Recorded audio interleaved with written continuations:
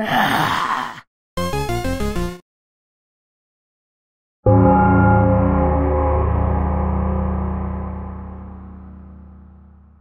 so you're going to the temple. Rex is going to walk Volo home out of the kindness of his heart, and Volo graciously accepts this, seeing as how, Floon's disappearance has demonstrated how dangerous the streets can be these days, so... Yes, that's why. He graciously accepts the offer of this mighty kobold. Would anyone like to accompany me to the temple? I would, but I've got this thing, so... It is right by the manor, if anyone wants to take a look outside of it. The manor, huh? Mm-hmm. My thing wasn't so important after all. I'm looking through every dumpster I can find, fascinated that people just throw all this stuff away. Nice. Fair enough. Alright, so does anybody else have anything they want to do before the ceremony is appointed to be done at noon, as is tradition, in front of Castle Waterdeep? So do I need to review anything, or is it's just gonna go through? Oh, I mean, you looked over the deed last time, and everything was on the up and up, so... Got it. At this point, you're just meeting with a magistrate who will make it official, the transfer. Got it. So it will be noted in the city logs that you are now the owners of this property. Do you want me to roll a check? For looking through the dumpster? Yes. Sure. Make an investigation check. Just roll D100.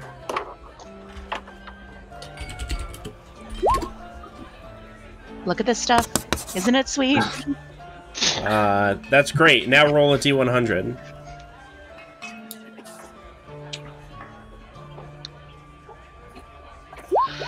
$57. Oh, I see what's happening here. I figured it out. Oh.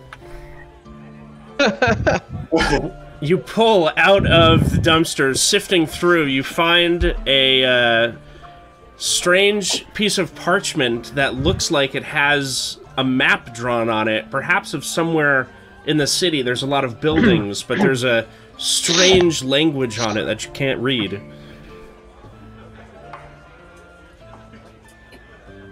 Surprisingly neat. Should have taken languages. Oh, you do have a very well-educated elf who knows how to do this. So, I take it, but I'm incredibly unfascinated by it. And once I actually see the party again, I'm dragging around like a bunch of mundane items, and I just happen to have that with me. Okay. So you've also just got like some broken plates and a couple of forks. Yeah, and I'm just way more into that stuff, seemingly. Colgreen must have something about a manor. Yes, I believe Volo said the manor was on Troll Skull Alley in the North Ward. What manor? That is correct. The manor that you just acquired the deed to from Volo. Oh, okay. That you're referring to that particular manor. Okay. Right. Yeah. If anyone wants to take a look at it, Definitely, like the night before we get the deed to it, I will definitely wander that way and scout it out. Just have a quick look around and see if anything is interesting about it. Sure. Before everybody else gets there. Well, you two, head that direction, one for the temple and one a little more explicitly to scout. And you can tell that the North Ward is clearly like a upper middle class neighborhood as you move in. The buildings are a lot nicer than in the dock wards. Many of them are multi-storied. Some of them have marble facades on the outside, so they're very beautiful and white. There's a lot of craftsmanship on the fences with like griffin heads and all this sort of interesting craftsman work. It's like much nicer area of Waterdeep as you get closer. Troll Skull Alley is somewhat of an exception as you move in. It's still nice, but it's clearly like the sort of bad-ish neighborhood of the North Ward, but it's still pretty nice, all things considered. And sitting there, sort of like just a ugly blemish on Troll Skull Alley, the blemish in the North Ward, is Troll Skull Manor. The windows have been boarded up. Parts of it have been sort of broken from old bar fights where things were never repaired. And it just looks like a complete mess. And when you see it, you can certainly believe that the tales of a poltergeist being here are probably true, if you had to stereotype a house from the outside. I try the locks. It's all boarded and locked up. Okay, fair enough. All right. So, anyone else have anything they want to do? Okay. When I approach everyone again, I'll say, "Oh, look at everything I found!" Wow, that's incredible. There's at least 2 spoons here. I think it's 3. No kidding. I don't know if anyone noticed the map. I don't point it out. Where are you carrying it? I'm dragging it along. You just like dump it out with all the rest of the stuff? Yeah, it's like... I make a perception check and happen to randomly notice it. Yeah, that looks pretty good. I mean, it would be my passive perception. Would my passive perception be enough to notice this? Hey, What is your passive perception? Hey, can I borrow that? 13. I point at the map. You want to borrow the map or the spoon? Well, the map for now. Okay, here you go. I take a look at it. I clearly don't understand whatever's on it, so I show it to the rest of the party. Yeah, so it looks like it's very vague. There's basically just a bunch of boxes arranged. You can surmise that these are perhaps buildings of some section of the city. And it's scribbled on with different notes pointing with arrows to different boxes and streets, written in a strange runic language that none of you easily identify. Do I identify it? No, you're part of none of you. Okay. Could he possibly make an investigation check to notice, like, the type of runes, whether, you know, they're sort of like dwarvish runes or elven runes, or... What languages do you know? Emerald? I know Common, Elvish, Draconic, Dwarven, Gnomish. Okay. Sure, make a,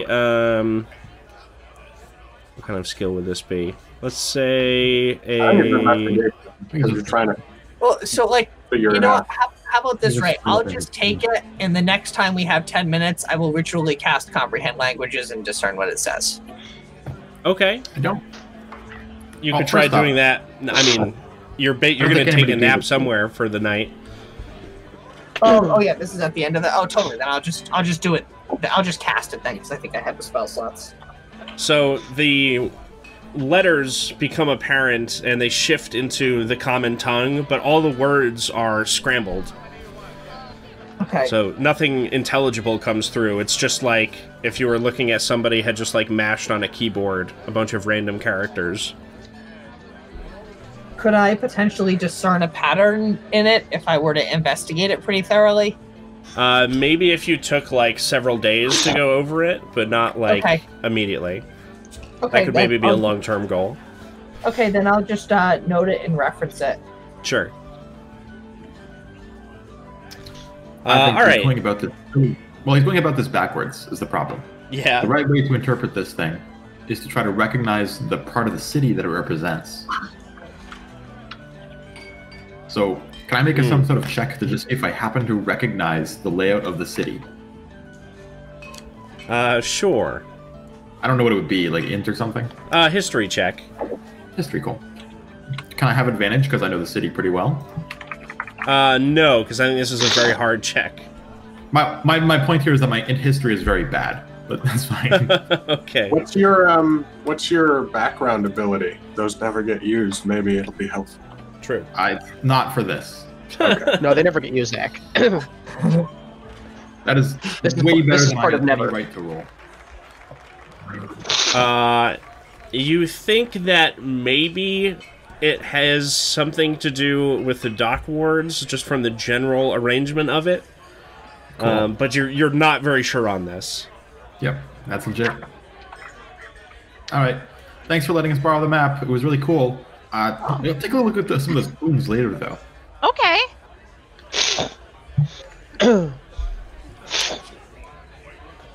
Okay, so you guys rest up at either at your own homes if you have them, or maybe stay at the Yawning Portal. And you meet back up outside of the beautiful Castle Waterdeep the next day at high sun, aka noon. And you see Volo there in the square out front of the castle, and he waves you down, pointing to a half-elf looking fellow. And he says, "This is Magistrate Silmerhelv, and he will be officiating this process today. And now I begin by handing you the deed to the establishment." And he hands it to the half-elf. And he looks kind of bored and grabs it, and he's like, yes, Volo. Anyway, who will be paying the 25 gold piece fee for the transfer of this deed? I'll just go up and pay it. Very You well. can see me like glaring at Volo. Yeah, we're all looking at Volo except for him. No, I recognize how incredibly valuable this piece of real estate is, and like 25 GP is like whatever. Whatever. Rex, make an intimidation check as you glare at Volo.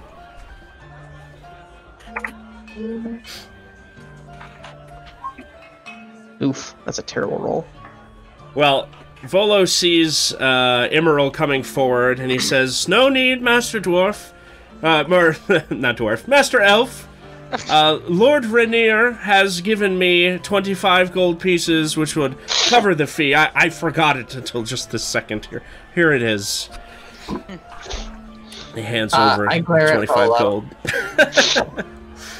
The magistrate pockets the gold and says, "Yes, and by all the powers invested in me by the noble open lord Laeral Silverhand, and by this fair city, I bequeath this deed to you for Trollskull Manor." And he hands it over to you, Emerald. All right, and I take it and I bow slightly, and I sort of open it up, give it the once over. I have another document that says that he did this and he witnessed it, just to make sure it was all good, that all of us were here. I hand it to him. Does he sign it? I suppose. He looks it over, then, gives it a sign. All right, and then everybody else in the party, I sort of lay it out to sign. I should qualify that I have my unseen servant that's carrying like a portable writing desk, and he just sort of holds it up at perfect standing writing level. Nice. And I just sort of, I can work on it that way. Amazing. So everybody else signs it. Or ostensibly, I offer you to sign it. Maybe if you can't read or something, that would be embarrassing, but... Vacorvus watches very intently as the people before him sign it, poorly hiding the fact that he's clearly unsure of what everyone is supposed to be doing. Do you have a special pen, Warren? Like, I didn't think to bring a pixie-sized pen. I don't know how you handle this. I can hold a regular pen. Thank you for asking. It's like slow dancing with a telephone pole. Well, she always has the assistance of Mage Hand as well. Oh, that's true. She can sign it with her mage hand. I sign a fake name out of just sheer habit, and then I have to cross it out and put it in the All right. Very well, the magistrate says. This is done, and I have more important matters to attend to. Good day to you all. And he takes off. Have a nice day. Yes, you too. So Thank I'll you.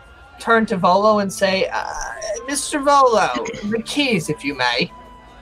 Ah, of course. He reaches into his pocket and tosses over a small iron ring with a few keys on it. One of those is to the front door, of course, the exterior doors, and you will find another leading down into the ale cellar. Is it? I look to him and I say, "Is it stocked?" Well, it's stocked with broken barrels and stale ale that poured all over the floor. Oh boy! But there is plenty of space down there for you to start a fresh supply. And I'm sure that that prime piece of real estate in the North Ward will net you quite a bit of foot travel outside. I'm sure you'll be able to fill it up and empty it again, and then fill it back up with gold in no time. Certainly. Well, All right, so let's I will keep you waiting. Yeah, let's with one of those private carriages to the Da-da-da-da-da. to the new manor. All right, that will be 5 silver for a carriage to the manor. All right, I'll just pay it. Whatever. I like how Emerald's just getting stiffed with all the bills here. This is like he gets to deduct this on his taxes. He's okay with this. He's the that only works. one here who pays taxes too. He's definitely the only one paying taxes. There's a very real chance of that. All right, so you guys travel north, following the high road most of the way, until you reach your destination of Troll Skull Alley. Now, I will...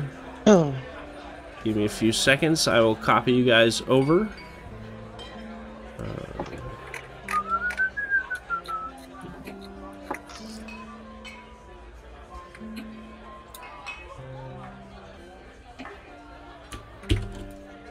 You can see Colgrima's spent another sort of restless night.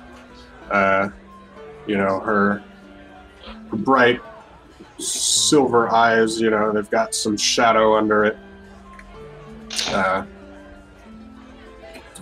But she's walking tall, filled with... Flattered that you think I would notice that.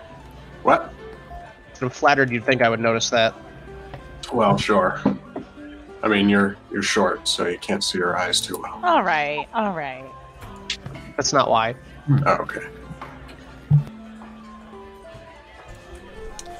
All right, so this is Troll Skull Alley. The manor which you guys own is this one up here with the little turret. We can't see the little turret on account of we can't see past the walls, but that's okay. Well, it's this bit right here. It's like comes out like a okay. hexagon shape. All right. I'll walk up and take the keys and unlock it and push the door open very theatrically, and then I'll step back. The door swings open to reveal a fairly large tap room with chairs and tables upturned. Everything is covered in dust. The floor, a good layer of dirt. There's some smashed bottles behind the bar. And it's quite dark inside with all the windows boarded up. Is there any glass still on the windows? Some of them. Okay. Huh. Is there a separate entrance? Oh, I brought out some Litecoin. Oh, it's dusty in there. Colgrima throws the coin into the room just to light it up a bit. As the light, throw the coin in and it illuminates the entire inner chamber, remnants of a glass bottle fly off of the bar and smash into the door sill in front of you. The spraying tiny bits of glass over the front porch, and you can hear a voice howling from inside. Last call. Hi? I like back into a corner. All right, I'm gonna just sort of thrown in, or stride in, and go up to the bar and say, barkeep, some elvish wine if you've got it. No, I think this is the old. I think this is the old ghost. No, I know, but instead of like having to just exercise the old ghost, I would like to have like the old ghost be like an ally to us. Because like having an old ghost in the tavern is pretty useful. Yeah. I can't quit. Cool. Right? Yeah. Right, like Grima, imagine if your doorman was literally a ghost. Kolgrima casts her eyes down and then looks up, and they have this sort of glow about them. And she peers the room and tries to see if she can make out the location. I if see. There is one. Well, you sense a strong presence coming from behind the bar. And as Emeril comes up and orders his spring wine, a half-broken glass just sort of slides across the bar and stops in front of him. It's empty and full of dust, but it doesn't get thrown at your head. Right. I say, thank you, innkeep. What could I call you? I am Lif, good sir. I ask him if he could spell that for me. Huh. How long have you been here, Liv?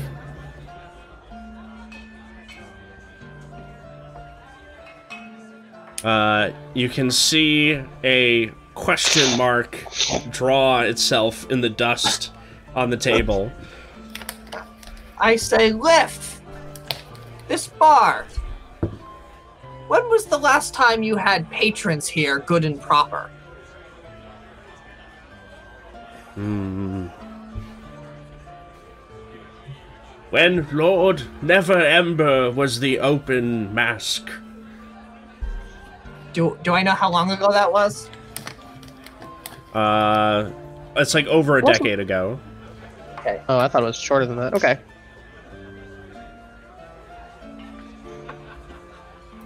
I asked him if he would like to have more customers in the bar, if that would please him.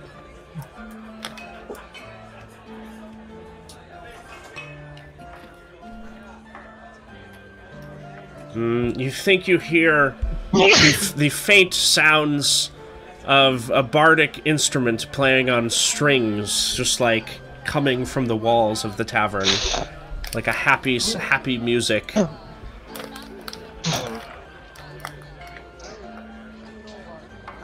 I say, did you have training as a bard, good sir?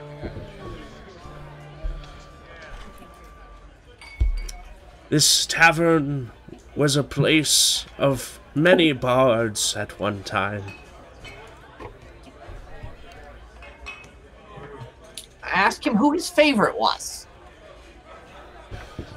Of course, Tomeo Two Strings. Bards in this town do not have a lot of strings. I say, I don't know if I've heard him. Could you play us a song for him? Could you show me what he sounded like? The walls begin to reverberate, this time with a faster violin that sounds almost like an Irish fiddle, like a happy dancing music of the shorter folk. I tap my glass on the bar in time with the music. I hide behind Kolgrima. I say, Lift, I- good sir, how long have you been tending this bar? Didn't you just already ask him that? No, I said when was the last time there were patrons? Yeah, No, but you also asked him how long he'd been here. Right, that's what he made a question mark for. The front door just slammed shut behind you very loudly. I also hide behind Colgrima. Grandma's like, the material plane is no place for the dead, I fear. I give Kogrima the most scathing look an elf could possibly give somebody. How scathing was it? It was, I don't know, you want me to roll a scathing look check? Please. What would that be, Ray? Intimidation? Intimidation? Yeah. It's gonna be like a 2. It's pretty cool. Oh my god. Intimidating. It's so scathing. Okay, it was the mechanically most scathing it could possibly be. I wasn't. I've pretty much crossed the side of Colgrima at this point, and I'm just trying not to exist. I wasn't Too much. suggesting that we necessarily do away with him. This most scathing look is just shut the fuck up look. Just saying. Oh my god. Where they belong. I turn to look and say, Lift! Good start. I don't know if anybody has sent you a telegram, but we have become the new proprietors of this building. And we would like to open the tavern. Would that please you? Beeps twice.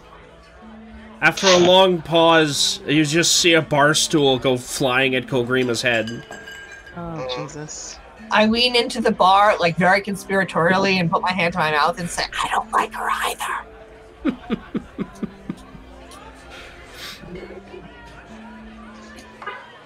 Colgrima reaches up and starts, like, you know, rubbing her holy symbol amulet at her neck, trying to, like, sort of looking for guidance. So, yeah, just like, You know, she let the chair hit her. You know, she's openly threatening something, so.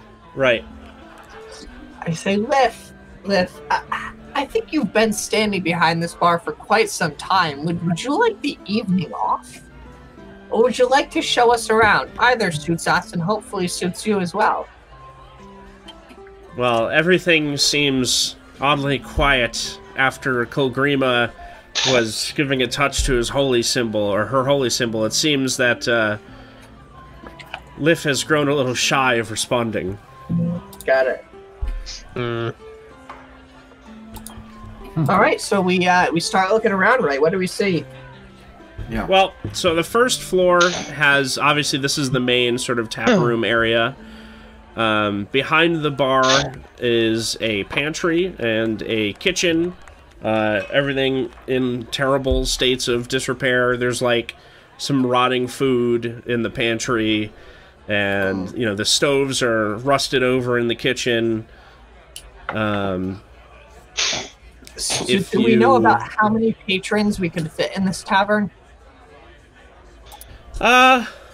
I mean, 1, 2, 3, 4, 5. You got like 8 spots at the bar. Probably, like, yeah, probably like 30 to 40 with that friggin' fire. 40, and maybe with standing room, we figure 40 for dinner and maybe 60 for drinks. What's the average price of a drink in Waterdeep? In this part I mean, of town? it's like a couple silver. Okay. We shouldn't get into this because it'll be dreadfully boring for everything else, but Emerald is definitely building a revenue model for this tavern. Great. So, in order to get everything back into, like, shape for having customers in, hang on, let me find my chart.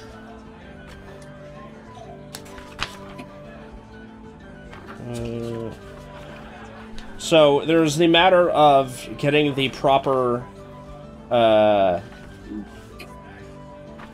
what's it called? The proper permits. We'll get a liquor license. Emerald's got that. He's not worried.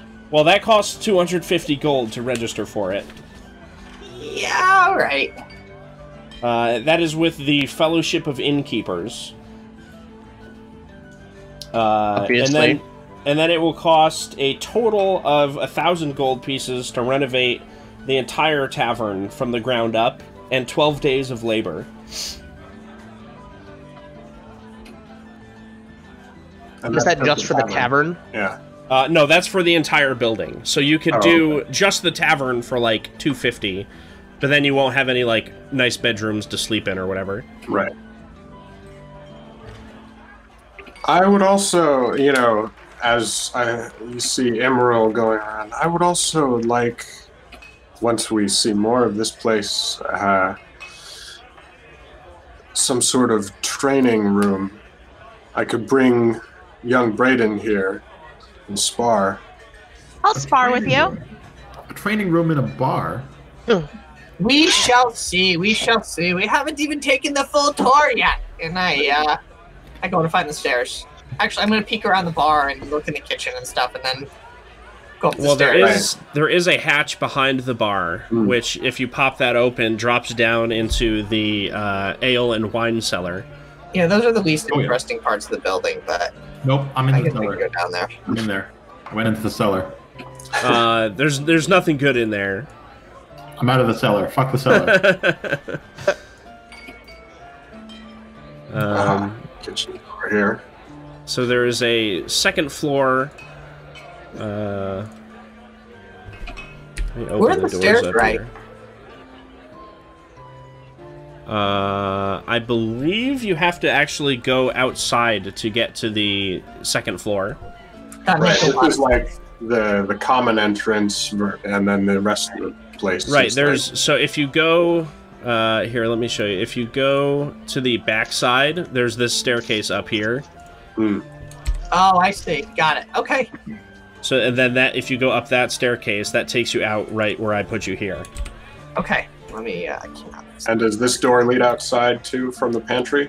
Yeah, that just leads to like the back alley, and you could go around there. Like here, let me. Yeah. All these doors are closed, so if you go through that door in the back, you'll see the staircase to the north. Right. All right. Right. Can you just describe up here for me? So these rooms were basically there's like a common room, which is where like, you know, sort of like poor people or like drunk people who just need to sleep for the night could sleep.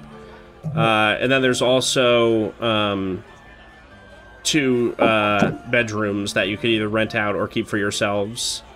Okay, there's a den too. Yeah, and then there's like a den, like hangout area. And the den also leads out to a balcony, which overlooks the front of the building. If anybody else wants to go upstairs, I can move them upstairs. Sure. Yeah. Yeah. Whole team. Sure. Yeah. Don't split the party. So the outside stairs take you up to this corner here. All right. And what about the stairs leading up?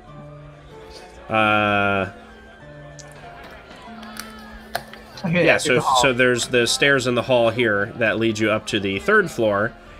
And on the third floor, there is a library and a study. The library? The remnants of one. There are also two privies, Well, that's good. a master bedroom, and a private bath. And then also the like ladder entrance up to the turret. The stairs also continue upwards just to a... there's two rooms in the attic. One's a bedroom, and one is like a attic storage area. What is the highest room? The highest room is like... the turret ladder goes up the highest to like the peak of the little like Fair. circular room. Other than that, it's the attic and the bedroom. So the turret is the highest point. Yeah. What is it like in the turret? It's like a 10 by 10 room with windows on 3 sides. It's basically just like, I don't know, you could go up there and like drink tea. Like I don't know what it would actually be used for in the case of like Okay. this building. But it's at this point, it's just basically a big room with nice windows that's way up high. You can hang a lamp from there, you know, during business hours at night, so people know it's open. True. That would be kind of fun. Still dibs. Alright, so I start piecing this thing out. Do I think I could comfortably move my law practice here? If you had, like, the library and maybe one of the bedrooms to yourself. So, like, the master bedroom in the library? Sure. I don't know if anybody else wants a master bedroom. It's a little presumptive, Emerald. Yeah, come Emerald on. is nothing but not presumptuous. It doesn't even have a closet, Ray. I don't know how master bedroom they think this is. It does have a door to the private bathroom, though. Yeah, but it doesn't have a closet. That's madness. Where do you keep all your fine That's what wardrobes are for. Ugh, I guess. Yeah, right. No dressing room. Ugh. All right, we can worry about that later because we definitely don't have the gold to renovate it now. Right. Yeah, so, like, that's kind of the question right now. What are we going to do with this junker? Well, it's a safe place to rest our heads. Is it? It's haunted by a ghost. Well, I mean, the jury's still. I like him. I think he's a good guy. I do too. Yeah, until he strangles you in your sleep. I'd like give you to see him another try. soothing look. Like, some older ghost is going to be able to strangle me. A young ghost couldn't strangle me. Well, I appreciate that sentiment, but it still raises the problem of what are we going to do with this? Well, so I sit him down. Are there any chairs? I mean, yeah, there's chairs downstairs. All right, so I'll sit him in a chair. I'll sit in a chair, and I'll either find, like, is there, like, grime on the window that I could potentially draw on with my finger? Absolutely. Grime aplenty. All right, then I'm gonna, like, draw out a revenue model of the inputs and the outputs of how much we'll make from running the tavern and the value of the rooms upstairs for rent. And I will go on and on and on until somebody gets super bored and, like, everybody walks away. I'm already bored. Yeah, no, not even joins. Boil it down. 30 seconds or less. Give me the elevator pitch on this. 30 seconds. This place is incredibly valuable. After investing some money into it, we'll begin to take money out of it. Question: who here has money? I raise my elven hand. That is gold colored. I can make some money if I go back to the arena, do some bouts. I say those are short-term problems.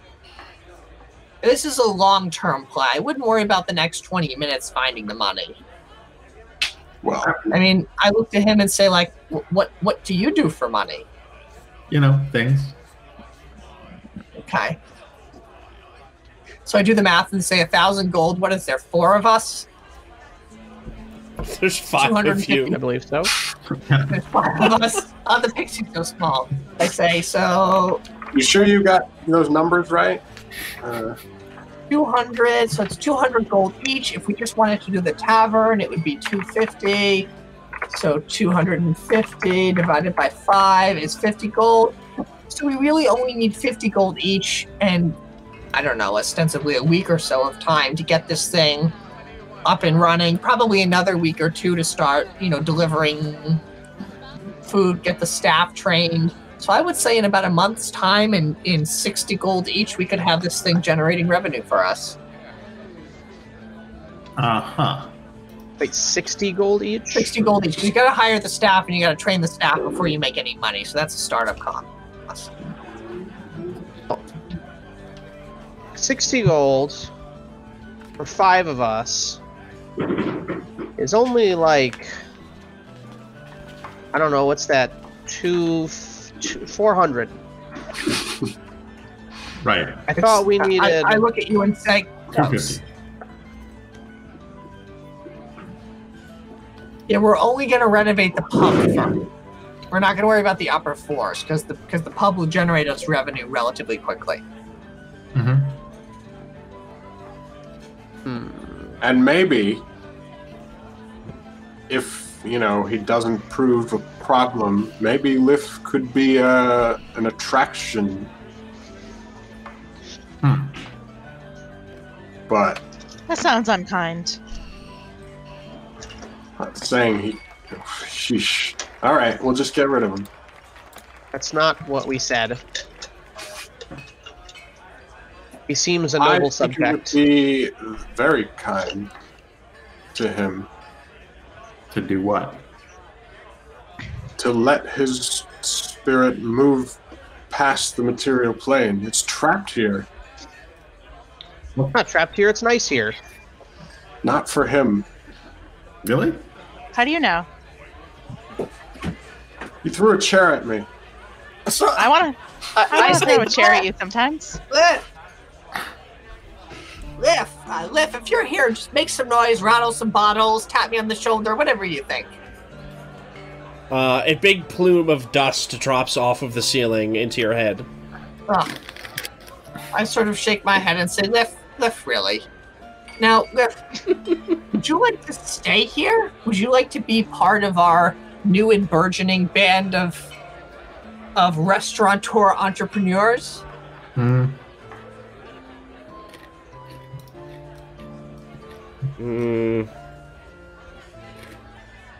You see the front door swing open, and some of the remnants of glass sort of crack on the window next to it. Is that a no? It indicates a sign of brokenness, I think. Can you bang the door once for yes and twice for no? He bangs the door 3 times. I say, Lift, I know this is a lot to process all at once. How about we come back tomorrow, and if you'd like to help us out in this venture, do a bit of tidying. Maybe set the chairs up on end, dust the bar a little bit, and if it looks good, we'll take that as a sign that you're happy to be part of the team. This place is gonna be on fire by the end of the day. Yeah, but that might be my fault. And then I look to the party and say, I am off to buy some insurance, and I leave. Wow. What does that mean? I am dying to find out, but also it's going to be boring. So, Ray, how much would it be to get an insurance policy on the building here? I mean, let's just say that that's part of the your guild fees. You get the standard insurance package when you register with the guild, so we'll just wrap it into that $250. I see. Does it include exorcisms? It does not include exorcisms. Well, we don't want that. Yeah, we want this guy. We may want this guy. Imagine somebody who's like trying to sneak out without paying their bar tab, and literally a ghost comes and shakes them up for their money. Is that a good thing? Yes. It's a spooky thing. Yeah, it is. Who knows Yeah, how far he'll go? That's sweet. What do you mean? I've heard such spirits can fly into unholy rages. Well, don't provoke Yeah, them. well, if they're not paying us, Yeah. It'll enforce a certain level of decorum in the tavern. Decorum. We could just kick them out ourselves. I looked at him and say, do you really want to spend your life tending a tavern? No, that's true. Okay, well, there you go. the only thing greater than punishing those who've wronged you is getting other people to do it for you. I disagree. And I think we'll be a great team. Oh, I actually mistook. We're gonna need, because we need the victualler's license, we're gonna need plus 25, 525, 5 by 5. We're gonna need 105 gold pieces apiece to make this work, so. Boy, that number went up a lot. It did. I forgot to include the fee to the tavern keep to the innkeepers guild.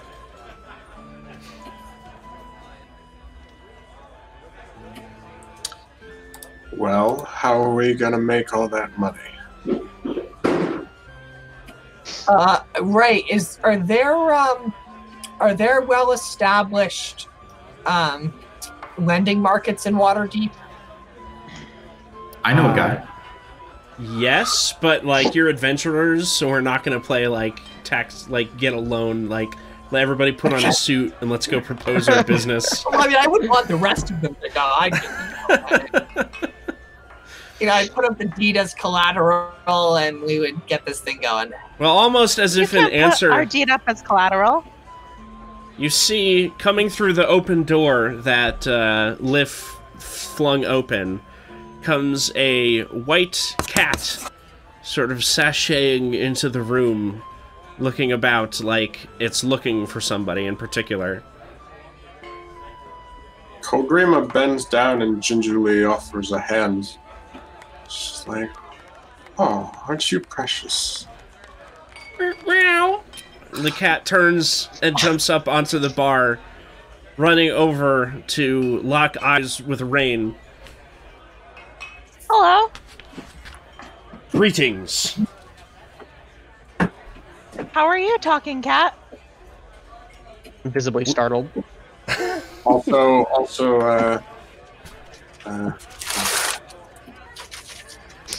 ambiguous. Are you interested? Were you asking No. how he was? Oh, sorry. Rain, I am here to speak with you. Hi. We know that you have great care for the creatures of this world, and we need your assistance in defending them. Of course, What kind of creatures? the outlying farmlands of Waterdeep are in trouble. If you should wish to know more, come and speak with me at Falconmere in the Southern Ward. Your friends are welcome to accompany you. And the cat leaps back down and sprints out of the room. Oh, well. That seems like a big problem. Big problem or not. A talking animal comes in. It's not wise to ignore. Did we understand the cat, or did just Rain? No, everybody did. Okay. Well, I'm certainly not one to look at a gift cat's mouth. In my experience, if a cat's talking, you should probably help it. Oh. Right. Do I know if that was a familiar or something? Like, what do I know about magic talking cats? Well, it's not in your, let's say, in your particular wheelhouse, but you know that those who are skilled in more natural magical abilities can perhaps use animals as ways to carry messages for people. I see. We think a druid sent this cat to talk to us? That would be a fair suspicion. Rain, how do you think this cat knew you or his master? Well, I don't know. I am kind to, the animals I meet along the way. I feel like I'm kind to animals. As long as they don't have loose change. Got him.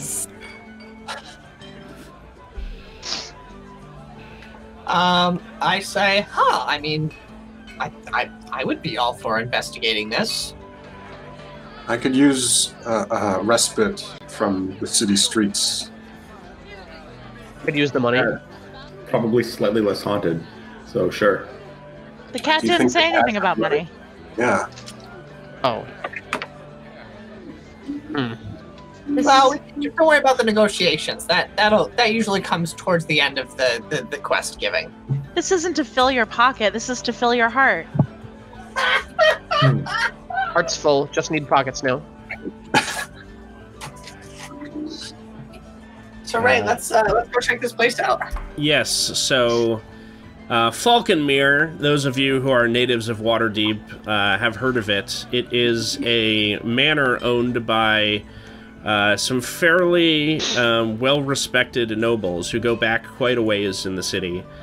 And it is known as a sort of beautiful walled garden. They have, like, their manor and their estate is so large that they have, like, a small orchard in there, and they grow all manner of food. And it's known to be a haven for nature in the city. So it is far south of where you guys are located, all the way back down the high road, into the southern ward.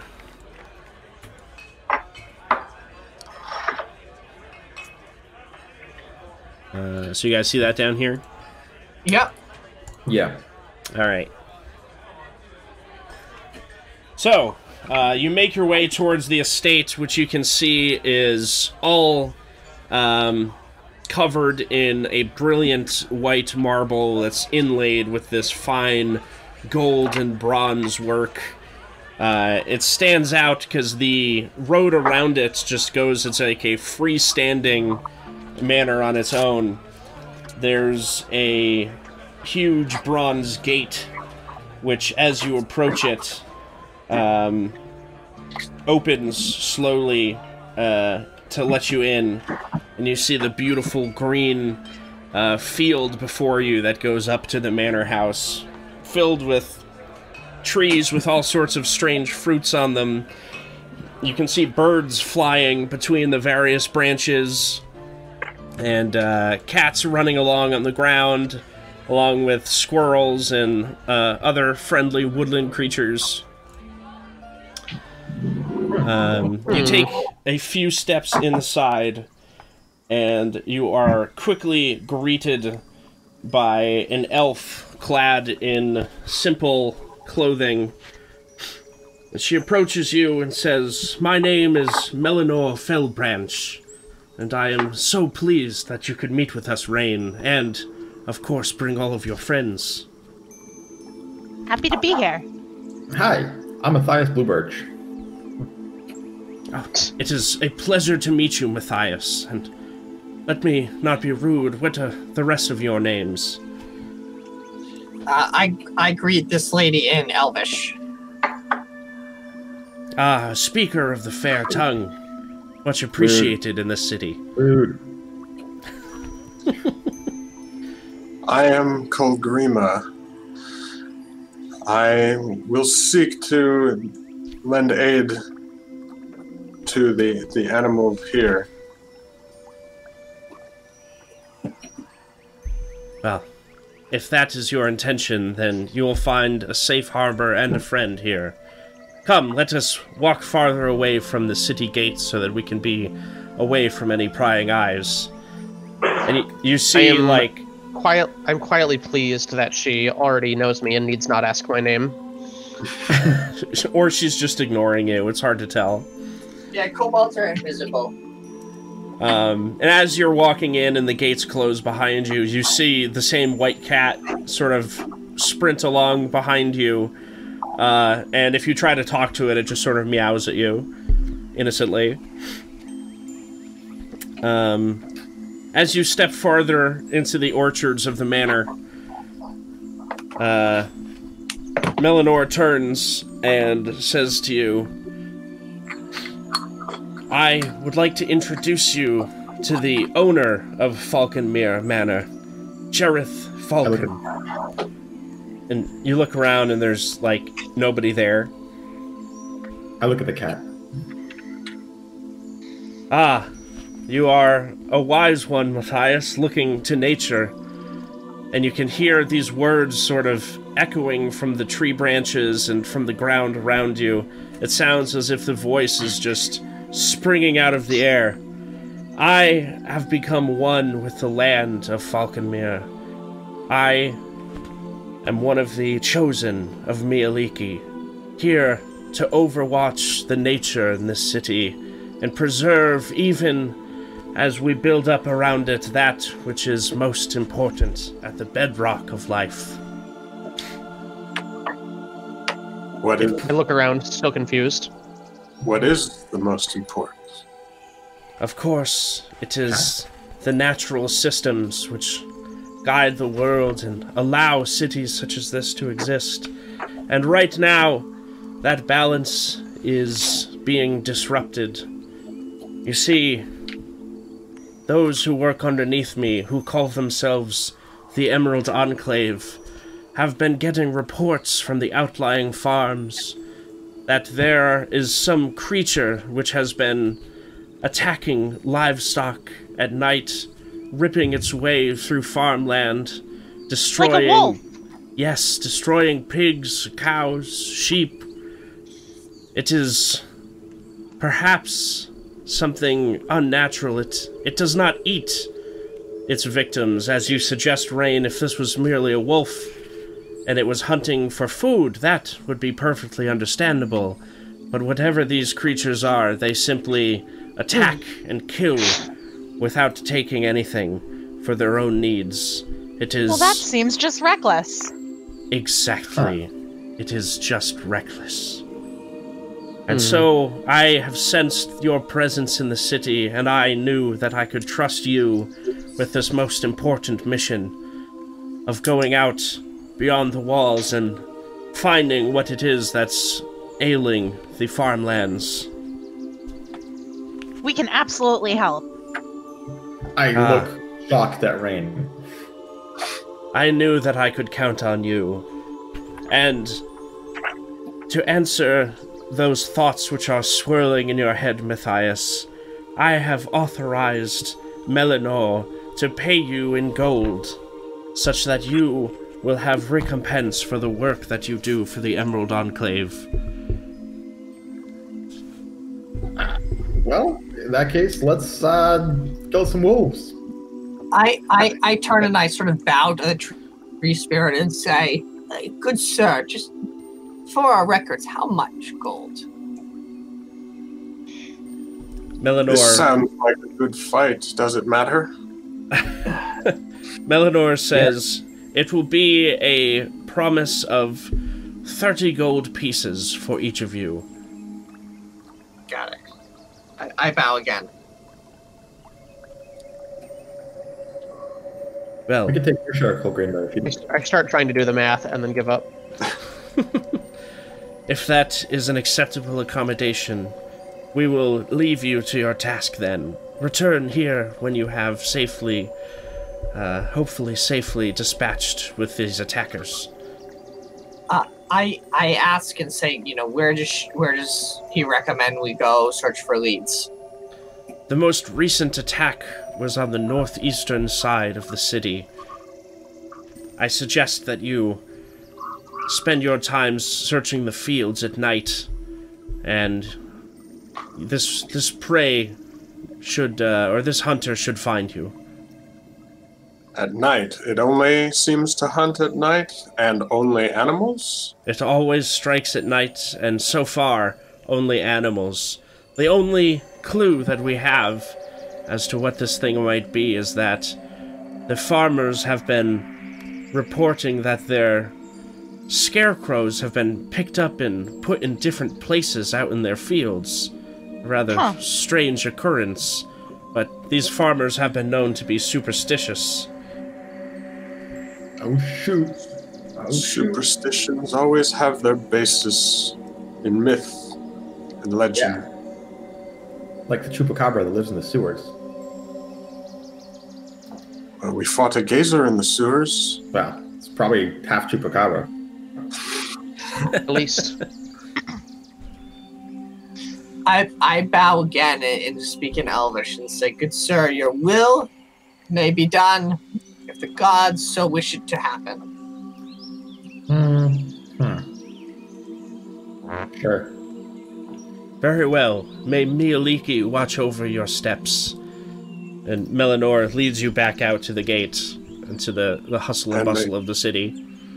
And may Tempest guide our blades. Wait, so could the cat talk, or what was that about?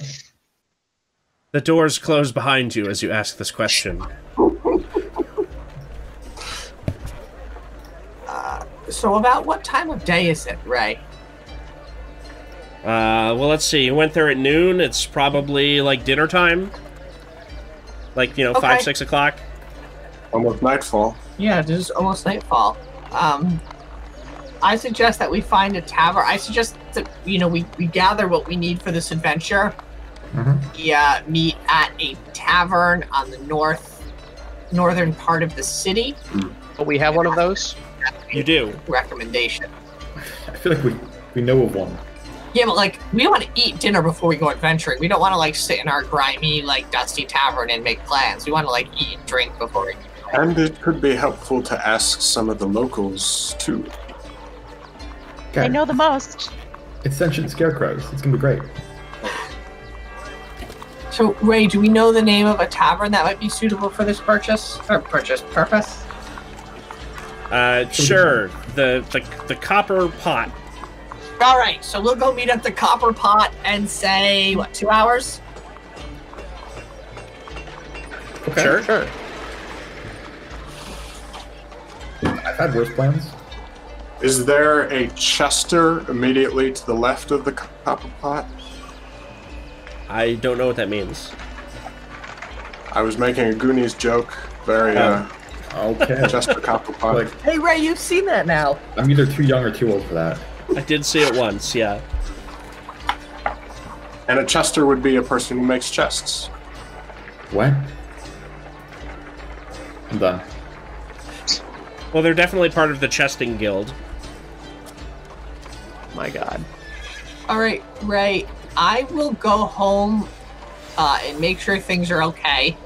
I'll take Corvid on my shoulder, and I'll take my shortbow for this, because we might be hunting some game. Definitely hunting something. Yeah. That's racist. Alright, so you all make your various preparations for battle, and prepare to sally forth out of the city. Yes, I say farewell to Sally, and I head forth out of the city. So you make your way out to Amen's farm here on the northeast side of the city, pursuing the clues. And, you talk to the farmer there, and, he basically gives you the same story. Yeah, we got a whole herd of cows out here, and, we lost 5 of them just the other night. And then, next thing you know, I'm looking around at my scarecrows, and, 3 of them are in a different spot. And I think maybe it's these hooligans. They're coming in, they're moving my scarecrows around, and killing my cattle. And, I just don't understand it these days. The kids these days, this is why can't you just... How far were they moved? I couldn't tell you. Now, if you went and you talked to the old farmers up the road there, they might tell you that these scarecrows are coming to life, but I don't believe any of that hornswoggle. Aha! It's good, sir. Would you mind if we investigate the so-called scarecrows? Of course. You can stay in the fields tonight if you want. Keep an eye out. I'd feel a bit safer with some adventurers there. What about the dead cattle? What about them? Have you ground them up yet, or would we be able to examine their wounds? Oh, because of food. Well, we actually we lit them on fire in case they were cursed, or some such, or maybe diseased. I don't know. That's just to be safe, separate them from the herd. But it looked like something had just ripped them apart. There was no blades or anything like that. These weren't clean cuts. It was like something had just savaged these cows. So you thought it was hooligans, though? Yeah, hooligans. Orcs. Oh. Cow Terran hooligans. I read that book.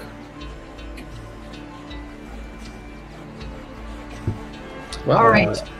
So, Ray, can I go and investigate the scarecrows? I'll take 10 minutes and cast Detect Magic and see what I can find.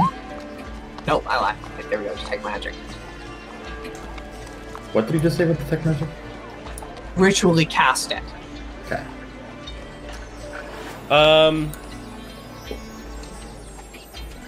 I'll make an Arcana check. Yeah.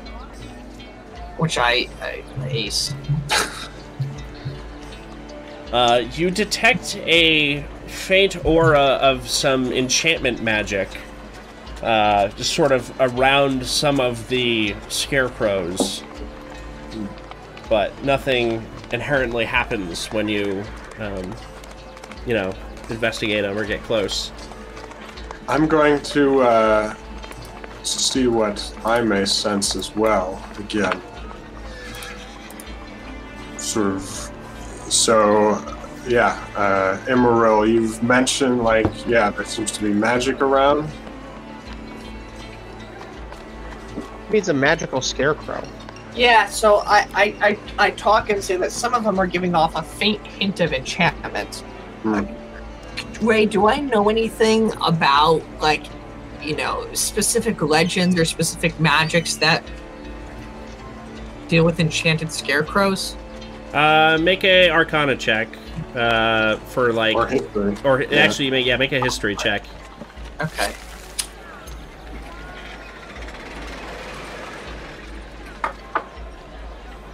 Where's history? There it is.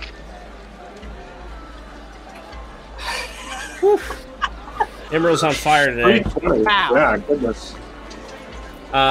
So you have heard a tale in the magical books you have studied of evil creatures who have some innate magical ability, like hags, perhaps, or witches, have been known to enchant scarecrows to sort of seek vengeance on people that they, you know, wanted to get back at. It's like a very crude way of making a golem. Like, it's like much easier than actually making a golem.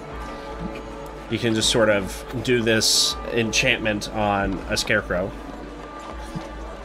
Do I have a sense for, like, how long this magic lasts? If it's a temporary thing, if it's a long-term thing, like, about the nature of the magic's cast? Once it's cast, they will tend to be, like, they will animate themselves at night, until they're destroyed. How does the magic determine what is and isn't a scarecrow? Magic. Seems the farmer burnt the wrong thing. How many scarecrows do we see around us? He has 3 in his fields here. So, Ray, do I have all enough rope of to them tie up show 3 this scarecrows? enchantment magic? Sorry, Mark. Guys, there's an obvious plan here, which is that we disable the scarecrows.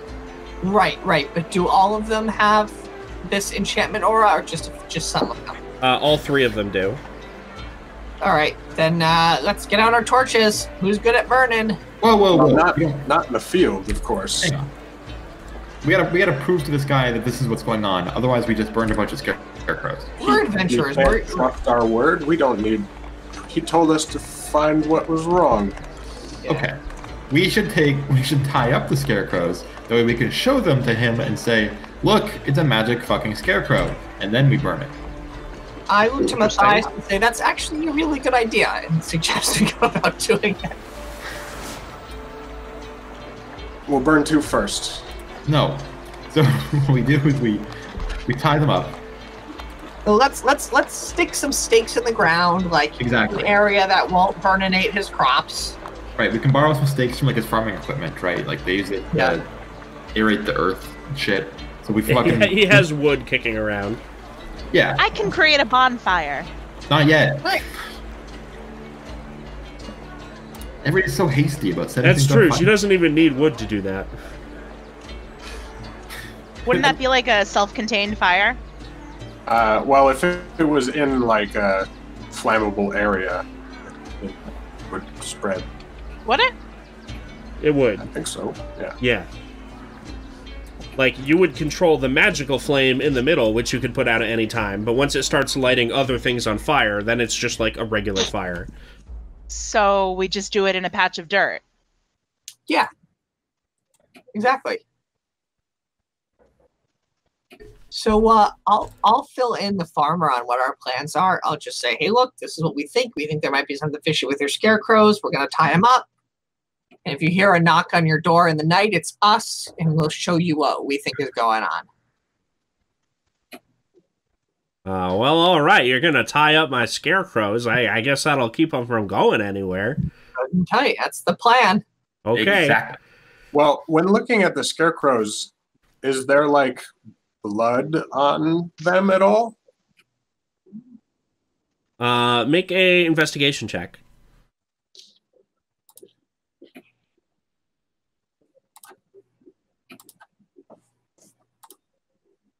Don't see any.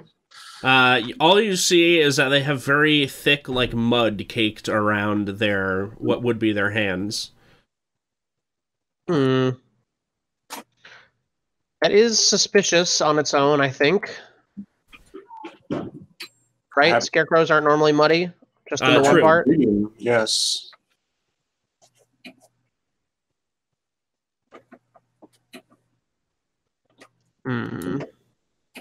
Scarecrow will be muddy because it works because somebody nearby is working in the fields and kicking up.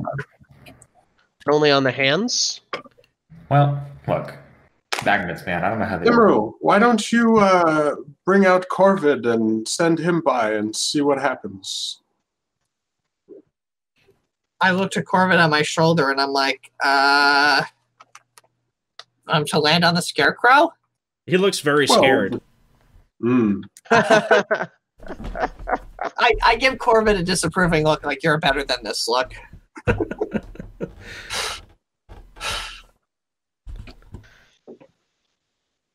Sure, I'll have him, like, go fly and, like, land on one of the scarecrows. Well, is this at night, or is this just, like... This is just, like, now. Yeah.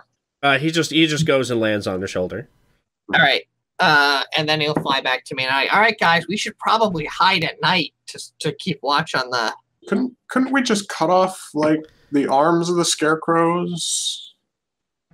So the question here is, how confident are we about this theory, and how much property damage do we want to cause if we're wrong? That's not that I bad, feel like we can though. make a scarecrow. Yeah, that's true. Talking about destroying his house, it's just a scarecrow. That's true. But I think we need to see it come to life so we can prove that. That's the issue. But if it comes to life without arms... I don't know if it would do that. But, like, how Maybe. worried are we about it untying itself before we can burninate it? I don't think it's that scary. I think even an animated scarecrow is probably not going to be like a match for us. I Fine can just point. put a bonfire on it if it's too animated. Matthias, I like your courage. Yeah. What? Do you think it's going to be scary? Because we could kill him. I mean, that's fine too. Well, you know, a goblin can be scary to you. What? Or one of those crow people could be scary to you. Some of my best friends are goblins.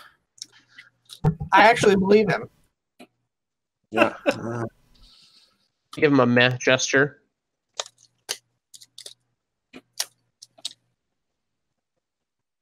For nightfall, find a place to hide. Okay, and you're not doing anything to the scarecrows before you hide? Meh.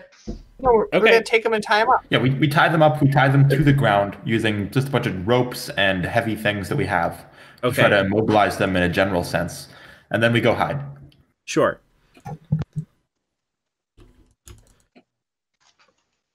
All right, well, night begins to fall, and darkness comes over the farm. And you can see the scarecrows, as the moon shines in the sky, begin to wriggle against their ropes. Everybody can roll initiative. Alright, let's see if I can do this right for once in my life. Who called it? This guy called it.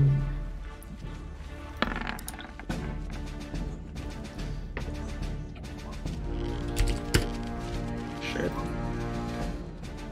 I'm gonna reroll. Didn't select my token. I'm good at this.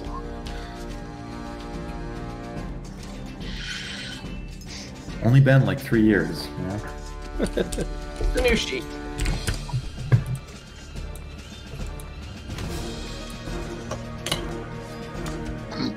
Alright.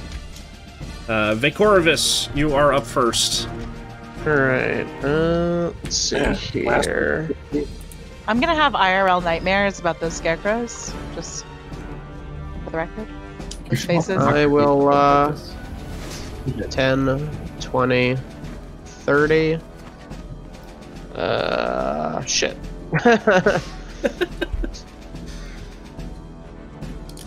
The range of my flame breath is only like 15 feet, I think. I will just turn on my temp HP aura and take the dodge action Okay. as I brace myself for tied up straw humanoids. Rain, you're up. Alright, so my first instinct is to put a bonfire on one of them. I realize that there is a certain element of risk involved with this, but they look like they're more off the grass. Like, what is the... I guess, is what we see on the map an accurate depiction of their... Like, it looks like they're on dirt. They are sort of positioned between the rows, yeah, of dirt. But your bonfire makes like a 5 foot by 5 foot bonfire. It's pretty big. Well, it's not on the grass. No, it's not on the Yeah, but grass, but remember it's the- near the crops. Right. He's got like heads of lettuce here. Oh, well, that wouldn't be too bad because lettuce is really watery.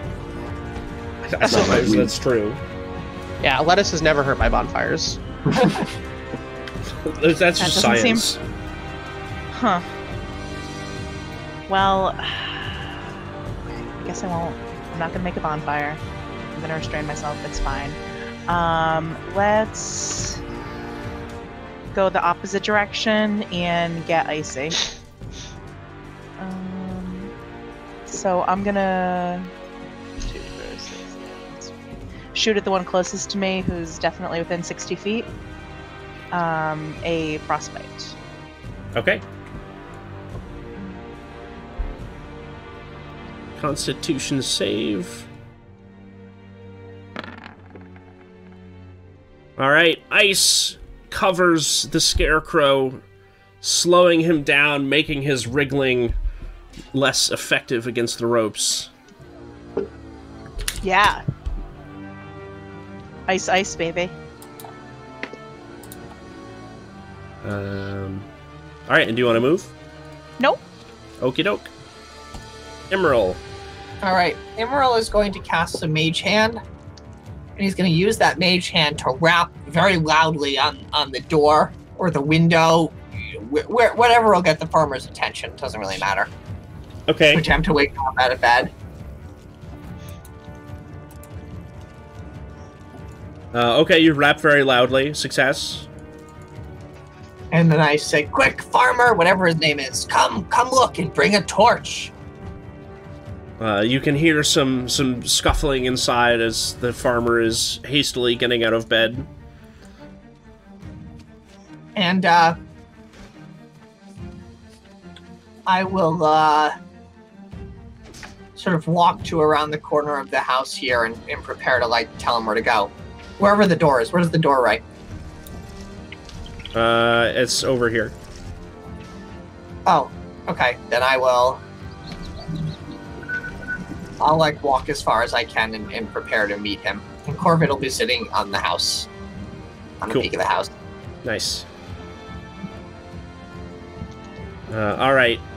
This first scarecrow, iced and roped such as he is, fixes Vacorivus with a petrifying glare. Make a wisdom saving throw, Rex.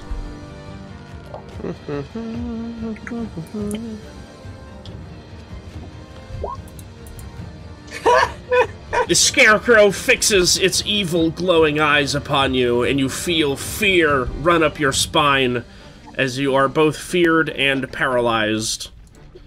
Holy shit. Until the end of the scarecrow's next turn. And let's see, the other two are going to struggle against their bonds. Let's see how they do. Oof. Nice. Both of them rip free from their ropes, showing inhuman strength as they just lift them up out of the grounds and rip through the ropes containing them, and they begin to stomp forward towards you. Their wood joints clacking in the night. Guys, I want you to know, for the first time in my entire D&D career, I have not taken a fire spell. And I want to remind you why, for the first 15 years of my D&D career, I had taken a fire spell. This is not the reason why. Matthias you did not is take up. fire spells for 15 years so that Because you of could... scarecrows? Right, that's not true. Right, that's why I took it, because you never know when a good fire spell will help you out. Like a burning hand's Bullshit. right here, that's what you need. Just toast them. Alright, well, Matthias is up. Well, that's cute and all with fire spells, but there's an old standby that, you know, I've been using for as long as I've been playing D&D. Magic missile! Pew pew pew! Bad magic missile. Was this Bad all magic. going at the one up front here? Yeah. Alright, 3 magic missiles slam into him and some hay goes flying. Yes. Alright, that's it. Kolgrima. All right. Well, she sees Vacorvis go, you know, rigid, but Imril is the one in more danger here. So Kolgrima dashes across the yard, drawing her sword, and preparing to defend her comrade.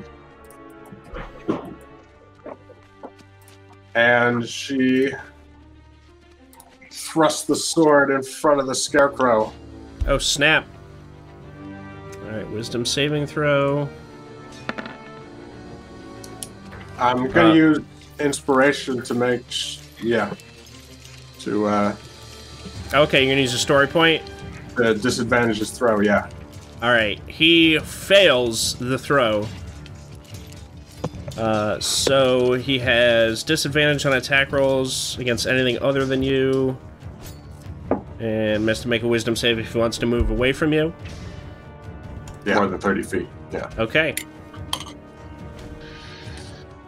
Cool. Rex, you are just full of fear and terror like you've never known before. Yeah, I try to hide it though. Rain, you're up. Well, I think I'll just continue my barrage of ice from here. Okay. Seems like the safest bet.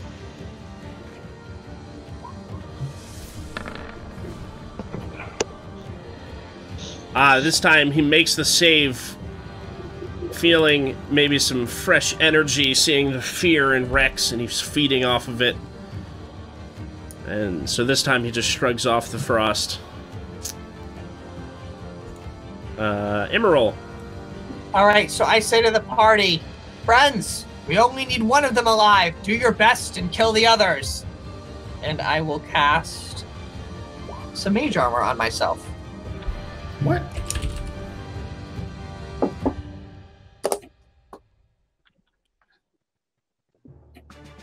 And that will be my turn. Okay. Well, actually, no. I'm going to go and try to 5, 10. Is this difficult terrain, Ray, right here? Nah, you can leap over that. Emerald, Okay. stay behind me. Well, no, I'm going to try to go meet the farmer. Well, Oh, I was just okay. gonna say, he pops out of this door when it comes back around to your turn.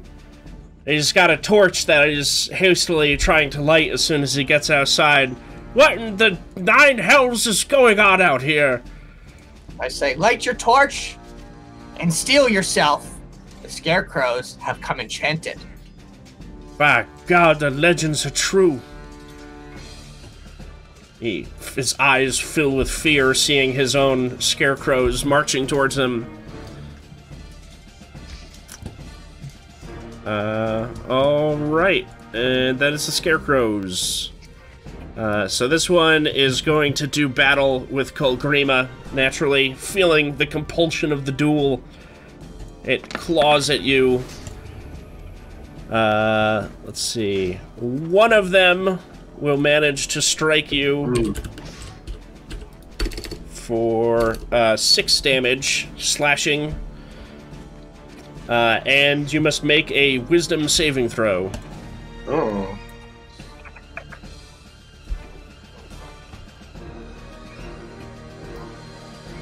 Alright, it tries to put the fear in you, but you just shake it off with your paladin nerves of steel. This one up top is going to attempt to break out of his ropes. But he fails, being affixed in place still, and Rex, you are no longer feared and stunned. Hooray!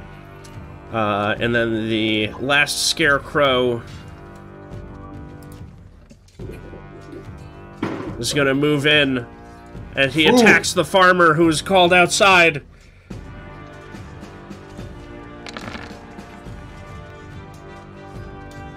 Oh no! Poor farmer Maggot is going to take 8 damage. No! Oh, no. And he falls back into the door sill, bleeding. No! As a deep gash is cut across his belly from the scarecrow. Is the torch lit? It is, and it just rolls to the ground next to him. All right, Oh my I say, God. Kolgrima, your aid! Matthias, you are up. Huh. Wow. That's a lot. Well, I'm not really that close to that part, so all I can do is keep attacking the ones that are nearby, I guess. I will blast it with... Oh, you know what? I'll just pull out my crossbow and try shooting it. Okay. Nice shot. That's a hit. Alright, your bolt sticks into it. Seemingly, it reacts. Although not really in pain. It's just sort of like, oh. Okay, I'm done. Alright, Kolgrima. Alright, she starts, sidling around the scarecrow, making her, a couple steps toward Emerald. But she's gonna, lash out with her long sword.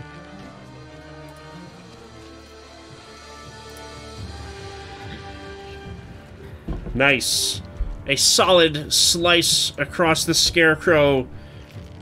And this one has a pumpkin head, and you just carve a chunk off of its pumpkin head. Tempest, guide my blade, and shield my back, and she continues moving. Well, he is going to get a slash off, but it's just a grazing blow for 4 damage. Alright. Don't forget your temp HP. I did that earlier. Nice. She takes the hit, but now she's able to stand. I think she is actually going to be here. Sort of shielding Emerald with her left hand. Getting ready for the scarecrows to attack again. Alright, Rex. You've got a second wind. Ha! This was still my first one. I will charge forth at the scarecrow, proving outwardly to everyone else, but between you and me, to myself, that it's not that scary. And I'll brandish my very faintly flaming sword, switching to an aura of draconic fury. And I'll have at it. Nice. A solid hit. Oof. What are you attacking with? My sword. And my sword. No, just well, play on for now. Yours is probably quite small. your blade comes down, nearly crippling the scarecrow, breaking through its one of its arms, and it just has one claw to sort of flail at you with hopelessly. That's my turn. Okay, I'm gonna try to finish it. All right. I won't hit Vakorovus, right? No. If you use frost, no, you're good. Great. Especially since it's a saving throw, right? Yeah. Yeah. All right. Let's see what happens. All right, you get him this time. Frost travels up the scarecrow, and with its last motions, it's just frozen where you got it, and it goes limp on its stake.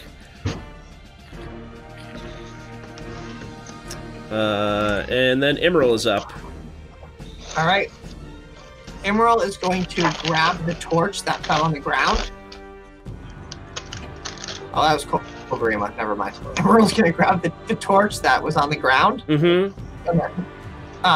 Pick it up and step forward, and he's going to attempt to plunge it into the scarecrow. All right, make a... are you proficient with, like, simple weapons? No, I'm proficient with long sword, short sword, short bow, long bow, dagger, be dart, like a club. quarterstaff. Yeah, but yeah, exactly. I'm thinking of it like a club, which you're not proficient in. So just make like a D20 plus strength bonus. Okay, that's fair. The crunch. Plus my strength is 10, so it's 1d20.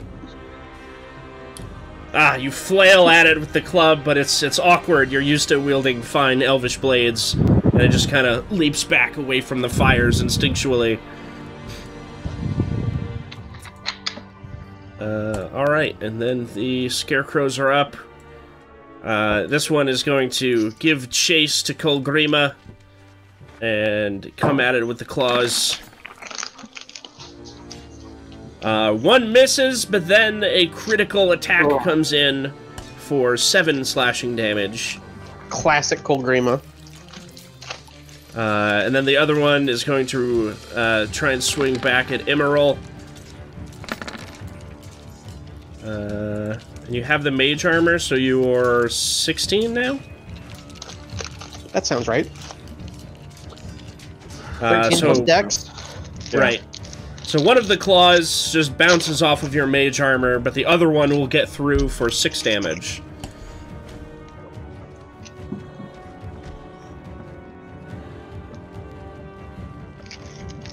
How much temp HP do I have? 3? Yeah. Yes. Alright, I will take some damage. Alright. And then Matthias is up. Does he need to make a fear? Oh, yes, sorry. Make a wisdom saving throw. And you too, Kogrima. I'm pretty wise. You ain't afraid of no ghost, Scarecrow. Nor are you, Kogrima. You're both good. Alright. Yeah, he's assaulting me pretty good, but... Alright, Matthias. Okay, well...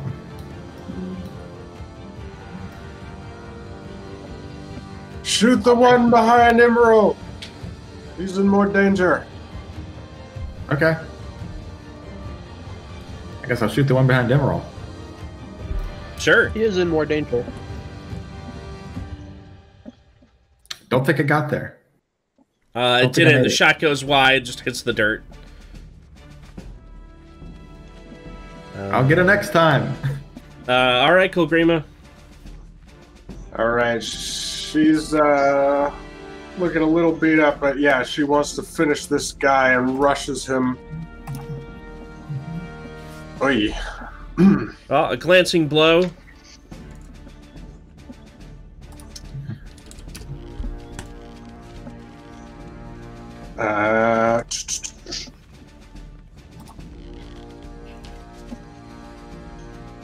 Yeah, that's it. Alright, Rex. Yeah. Hmm.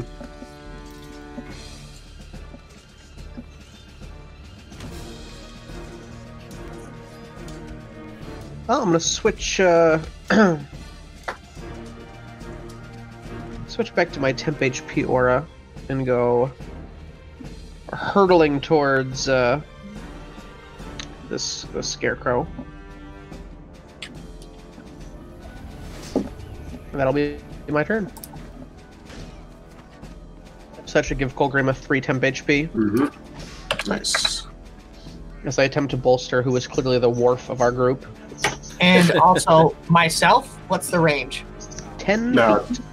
Okay. Yeah, you're not close enough. All right, Rain. All right, so let's move a bit. And then, how many feet away? 5, 10, 15, The closest one is 85 feet. Okay, all right. Well, then I guess I will just do another move. Yeah. Double move. Okay. Emerald. All right. Emerald is going to attempt to do the swinging torch thing again, but this time he'll use his story point because it's thematically appropriate. Nice. Okay.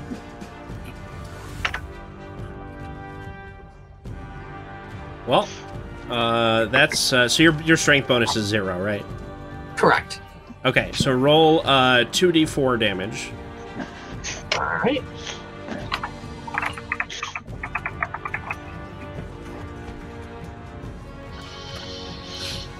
All right, you torch the scarecrow for 5. Does he catch on fire? Or is he vulnerable to it? He is vulnerable to it.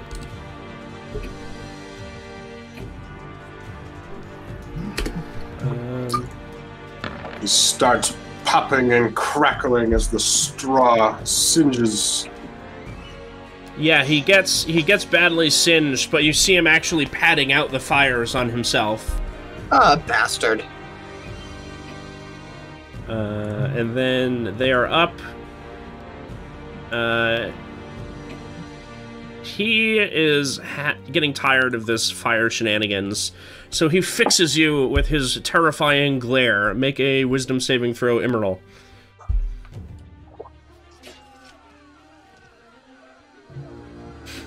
Oof. Aha! You are feared and paralyzed. Huh.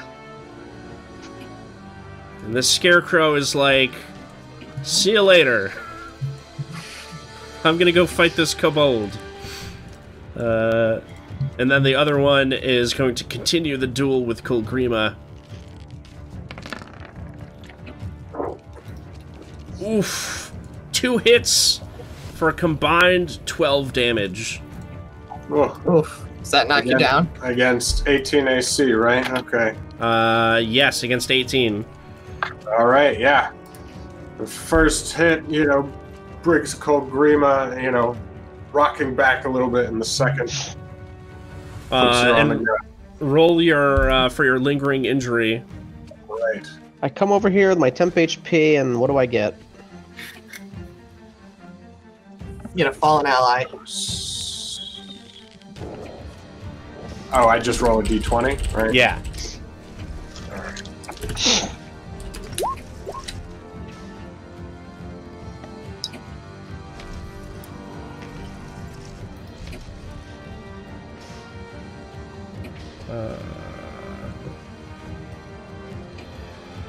I have lost my chart. I'm the worst. Oh, he's safe.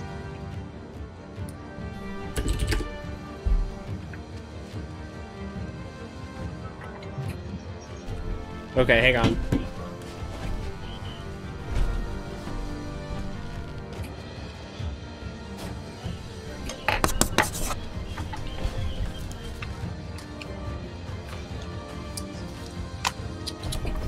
Horrible scar.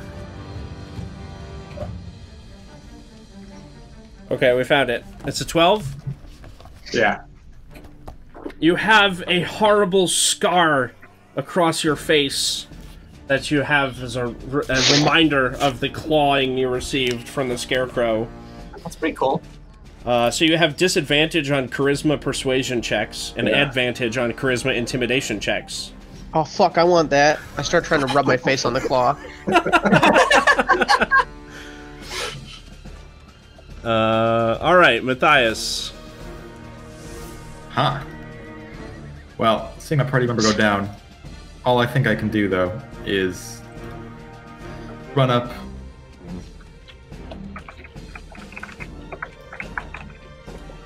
And try to shoot the one that's near me. Shoot him.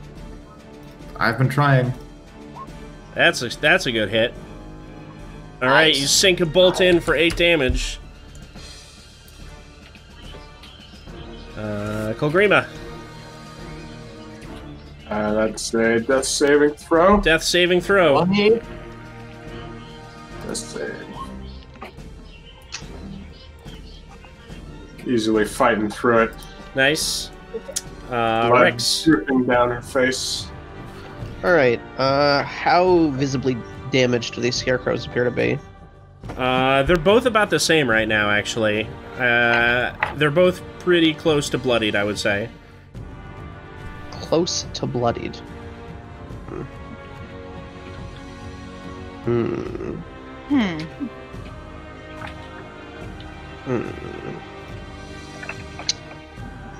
I a bad enough dude? I don't know. Yeah, Fire why breath. not? Yeah, but I can't hit both of them from here, right? There's no, like, cone that would do that. No, you'd have to step back. Yes, well, I need to protect Matthias, right? Well, you could stand really. here and you could do it, right? Wouldn't that hit these two? Yeah, but I'd have to walk away from this one. Oh, there.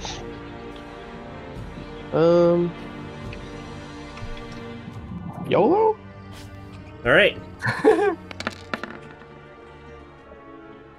get 10 HP. Woof. Well, you do take 9 slashing damage. Jesus. Yeah, these scarecrows are rolling so good. Like, they're not actually that right. good, but they're just rolling really high. Do I need to move any further to get both of them in the cone, or... Like, I could move here, but I don't know if I need to.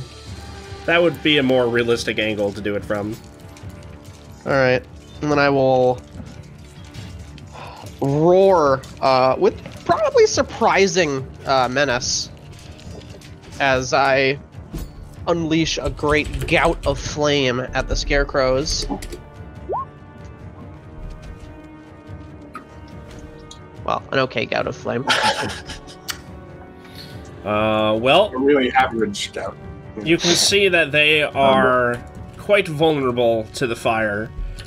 And so, both of them take a pretty substantial amount of fire damage as their burlap sack clothing goes up in singes, and they're sort of reduced to these almost wooden skeletons swinging at you. I thump my sword against my shield. And appear quite proud of myself. And then Rain is up. Alright, I'm definitely within range now. Yes, You are. I'm exactly in range. Someday I'll use an arrow and won't count by 5s, but today's not that day. It's a very convenient tool. Yeah. I will... Which one... Well, I guess the one by Kolgrima is probably the... Yeah.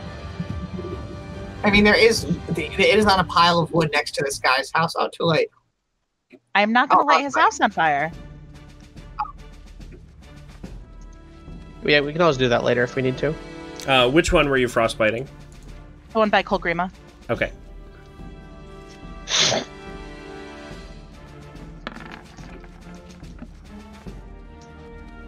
This one he saves again. They're feeling a little too toasty after be affected by cold magic right now. Emerald. I am feared and paralyzed. Right. You are feared and paralyzed. Scarecrows. Well, this one's satisfied with his work on Kolgrima. Moves on. And these two are gonna try and corner Rex. Huh. Your AC is 17 now, right? It is. You skillfully deflect the first 2 blows that come at you, and the third blow, but the fourth one finds its way past your defense, and you will take 5 slashing damage, and make a wisdom saving throw. I'm gonna call in a story point. That is your last one, but you can do that. Oh my god. Incredible. What? Alright, you are not paralyzed, but you are feared. There's got to be something wrong with the random number generator today. It just doesn't like you guys today. Yeah, but I rolled 3 20s in a row. I don't know, it's doing great for me.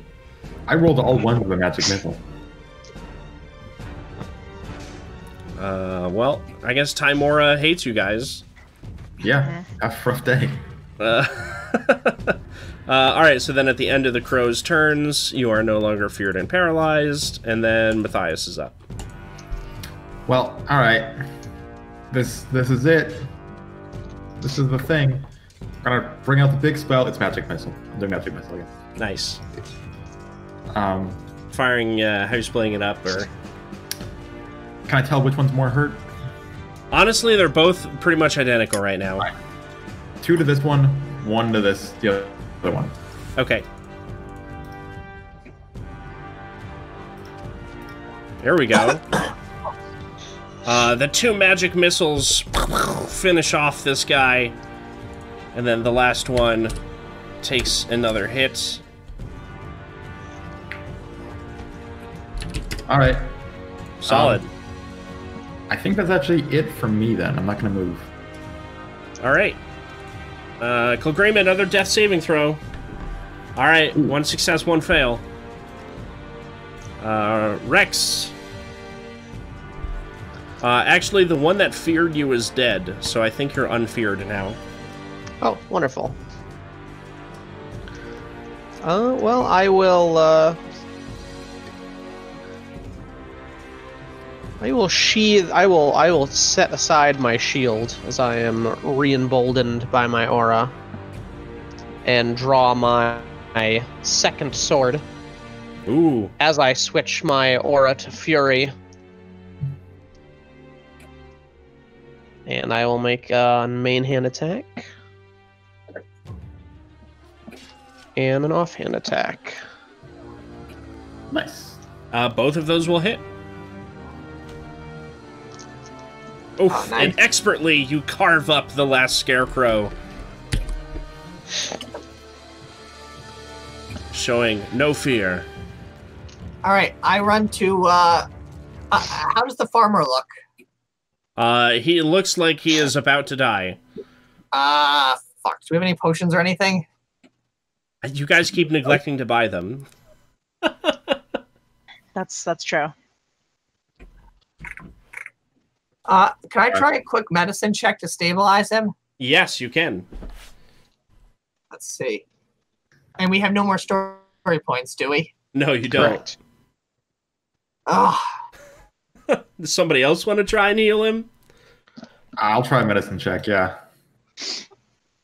I will come over and help whoever is actually doing this. Mostly offering to cauterize things. Does that mean I get advantage? I don't know what that does. It does. Yes. Whew. Okay. Oh, shit. All right, Matthias, having seen a few back alley brawls in his day, is able to patch up the farmer, keep him from bleeding out in his doorway. Humans have these things, they call them spleens. They gotta go on the inside of the Corvus. What of this one? That's a liver. Also, because most things go on the inside. I'm pointing at Kilgrima. Oh, Victor, no. I'll run over and attempt to heal her. You know what, Matthias, you should do it. You just. I will continue being a talented orderly. Prove that I can do it? Okay. Nope. Oh, no, well, you have how about- advantage, so that's actually enough to stabilize him. Okay. Yes, to stabilize her. So she is not dying or conscious. She's just stable and unconscious.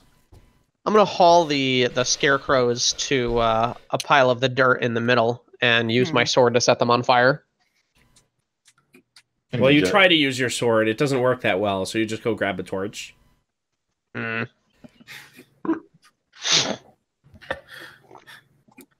Huh. So I say we need to get the farmer inside and into bed. I think we can get him to a doctor. Well, I mean, we got to send somebody for help. We can't move him in his condition. Yes, I think we need to bring a doctor to him. That's fair. Hmm. Well, how about you two stay here? Rain and I will go back for a doctor. Technically, by the rules of D&D, you guys could just sleep here for the rest of the night. I know, but that's... Yeah, but fluff. Okay. Also, this is an NPC. Plus, we want to get the farmer, dude. NPCs don't get that rule. Doesn't work that way. Fair enough. Oh, you know what? I will send Corvid with a message. Oh, that's a good idea. I will quickly scrawl a message. Where would be a good place to go and get aid sent out to us? I know a guy. In the middle of the night? I know like a back alley doctor, I'm I'll sure. send it to the Emerald Enclave people. Oh, how are you doing this? I'm going to write a quick note and stick it on my crow and tell him to fly to the Emerald Enclave place where we were, hoping that they can both sense and talk to my animal, but also with a message that says send help to the farm. Can I say it was the scarecrows? They were animated. And then Okay. I'll wrap it around his leg and I will send it on. Healer or something. Right, you also put in this message that you need like healing stuff, right? Yeah, we need a physician, that it was scarecrows, and at what farm it was. And that the need is dire and urgent. Maybe don't say it was scarecrows.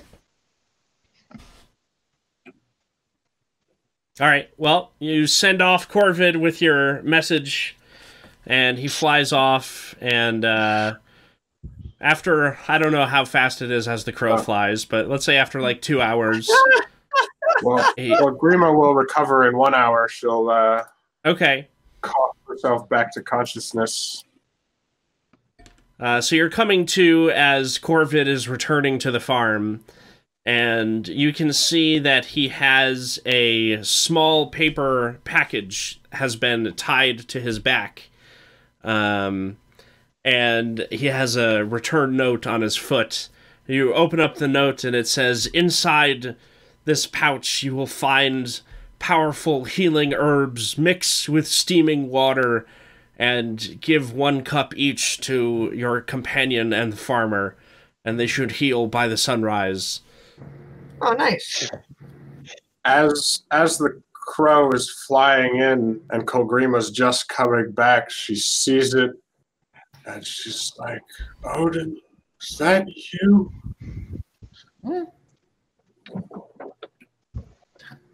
That sounds like a religious thing, and I'm not into it.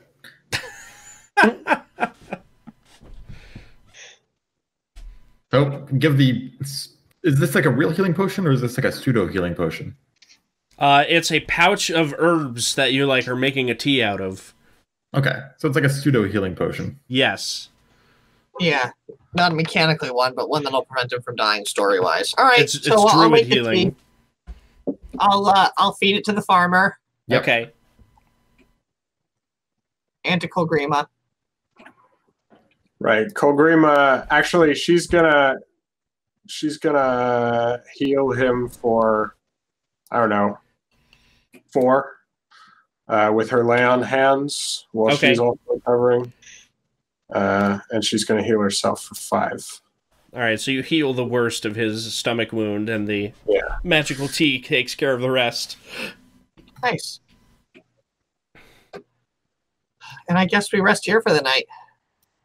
Well, yeah, you can sleep here. That was a pretty crazy thing. I never seen a scarecrow come running at me like that. I wasn't ready. I asked him if he can estimate how many other scarecrows were in the area.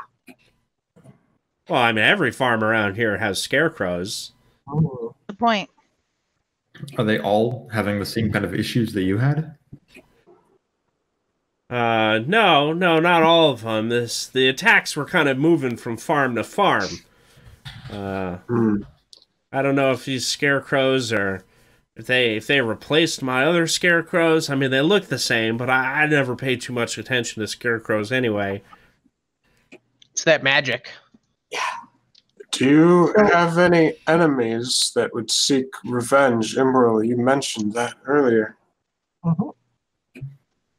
Well, not that I know of. I mean, maybe somebody's trying to disrupt the supply of high-quality beef into the city. Do you have high quality beef? I do have high-quality beef. It's some of the finest. I mean, my cows end up on the tables of nobles throughout Waterdeep. Oh. Perhaps for our aid, you might supply some of that beef to our manor when it gets back up and running. Well, you'll have to speak to the Butchers Guild, but I can put in a good recommendation for you, and I'm sure we could work out a good accommodation. You run a tavern as well as helping out farm folk when you can? I love good meat. Well, don't we all? That's the truth. All right. So if we're done for the night, I think in the morning we should go around to all of the farms and tell them that they need to burn their scarecrows. Okay. Yeah.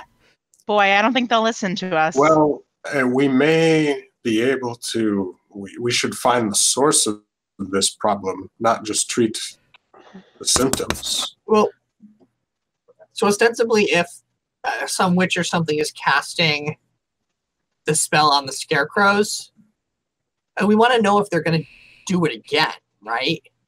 How would we possibly know who these people were?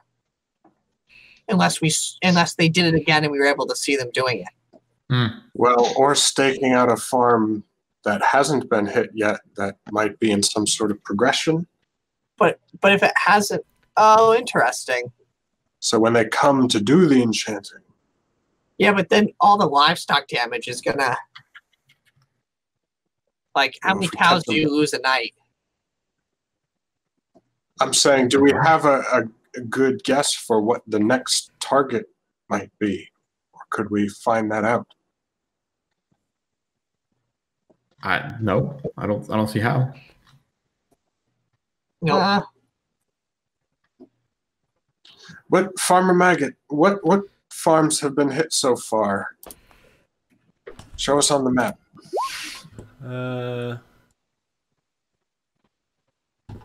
Well, we've got the I'm at the Ammons farm here, and the attacks they started on the northern side, the farms on the high road up here, and then the second attacks were found here about a 10-day later, and then over here was when the most recent attacks were. So it seems like they were moving down from the north, I suppose. And they're all livestock farms? Well, we all do a bit of both. I've specialized in the cows. Up north is more of pig territory. What is there? That's an old ruin. Used to be a watchtower. Oh. I think it's not in use by the city watch anymore. I think it's fallen into ill repair. Things have been pretty peaceful in Waterdeep, so they don't keep too much of a forward advance out here. Makes a good hideout for local hooligans, you might say. Yeah, that's true. I don't think anybody bends out that way in a couple of months now. Might be worth a look. Well, maybe for you folks. I'm not going to look. Oh, yes, I understand.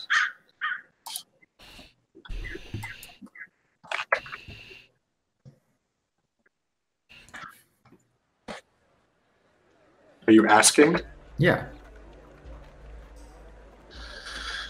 The Somebody, that's sort of crows on the Raven is often a messenger from the gods. I think that was out Zach's window. Okay. There's just actual ravens hanging around. Yeah, I was looking for a real explanation. Oh. It's like, is somebody jamming, like, cawing SFX? Or, like, the window open? Like... Anyway. Yeah, I'm down to investigate that area up there, I guess. That makes sense. That could be the source. If you say so. I mean, should we take a long rest? Is there enough time to take a long rest here? Well, I Quite assumed you guys tired. would spend the night at the farmer's place, so that would be a long rest. Okay. Yeah. Yeah, that sounds good. Yeah. Well, before we go to sleep, I'll actually heal, use more prey over the farmer a little bit. He got caught in a crossfire. Sure. You expend all your healing energy, and then we do a long rest. All right. Well, I'm gonna spend a hit die before we rest, just in case.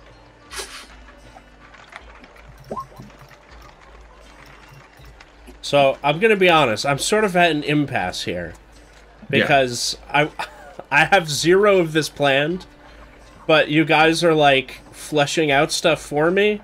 So I don't have anything at this tower, but Sure. like I kind of want to plan something to be at this tower now. Sure. Well, we could go and talk to the other farmers for the time being. Well, they're also Well, not gonna have I anything, also don't though. have any valuable information that No. they could give you aside from our They're not animals gonna have got anything. killed. But the point is, this quest is over, is what he's saying. Right, but we can extend Yeah, it okay. because you guys came up with cool ideas to extend it. All right. Well, Uh, let's go burninate the other scarecrows and then just be done with that. Well, we could also come back next week as the Well, other that's what I'm option. saying. We could just take a pause here. I have some cool ideas for things you can find out there. I just want like time to flesh it out. Well, it seems to be progressing slowly, if at all. So, we could head back to Falconmere, Yes. talk with them a little bit, and then, yeah. Capital idea. True. You could come back to investigate later. You could spend some time in the city doing something. I mean, it's up to you guys. I mean, I could call it for the night, if you guys want to. That's fine. I think that's fine with me.